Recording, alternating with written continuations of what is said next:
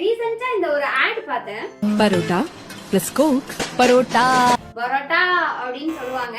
அந்த மாதிரி நம்ம சாப்பிட்டோம்னா டிசீஸ் எல்லாம் வரட்டா அப்படின்னு கேட்கும். ஆல்ரெடி பரோட்டாவே வந்து பாத்தீங்க அப்படின்னா கெடுதல் தான். அதுவும் கோக்கோட சேர்த்து சாப்பிட்டா உடனே வந்து பாத்தீங்கன்னா ஃபேட்டி லிவர் வந்துடும். ஸோ பரோட்டாவை சாப்பிடாமவும் இருக்க முடியாது. ஸோ பரோட்டாவை இந்த மாதிரி காம்பினேஷன்ல சாப்பிட்டா சைடு எஃபெக்ட்ஸ் கொஞ்சம் கம்மியா இருக்கும் அப்படிங்கறத இந்த வீடியோல பார்க்கலாம். இந்த மாதிரி ஹெல்த்தி இன்ஃபர்மேஷன்ஸ்க்கு நம்ம சேனல் என்ன ஃபாலோ பண்ணாம இருந்தா ஃபாலோ பண்ணிட்டு பாருங்க.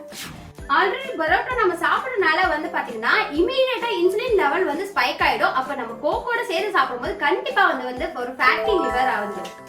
நீங்க வெஜிடேரியனா இருந்தீங்கன்னா புரோட்டாவோட இந்த மாதிரி காம்பினேஷன்ஸ் நீங்க ட்ரை பண்ணும்போது கொஞ்சம் சைடு எஃபெக்ட்ஸ் கம்மியா இருக்கும். நீங்க வெஜ்ஜா இருந்தீங்கன்னா parotta with curd raita try பண்ணுங்க. ஏன்னா கர்ட்ல வந்து ப்ரோபயோட்டிக்ஸ் வந்து அதிகமா இருக்குது. Parotta with paneer butter masala chana masala add பண்ணும்போது அதுல ஃபைபர் இருக்கும்போது இன்சுலின் ஸ்பைக் வந்து கம்மியா இருக்கும். நீங்க நான் வெஜிடேரியனா இருந்தீங்கன்னா முட்டை புரோட்டா, கில்லி புரோட்டா, அதுக்கப்புறம் வந்து பாத்தீங்கன்னா தந்தூரி, இந்த மாதிரி எப்பவுமே புரோட்டீன் சோர்ஸோட சேர்த்து சாப்பிடும் போது வந்து பாத்தீங்கன்னா இன்சுலின் ஸ்பைக் வந்து கம்மியா இருக்கும்.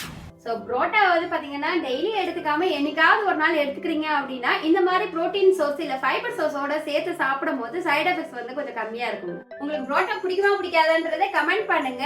உங்களோட ஃப்ரெண்ட்ஸ் யார் புரோட்டா சாப்பிடுவாங்களோ அவங்களுக்கு இந்த இன்ஃபர்மேஷனை மறக்காம ஷேர் பண்ணிடுங்க.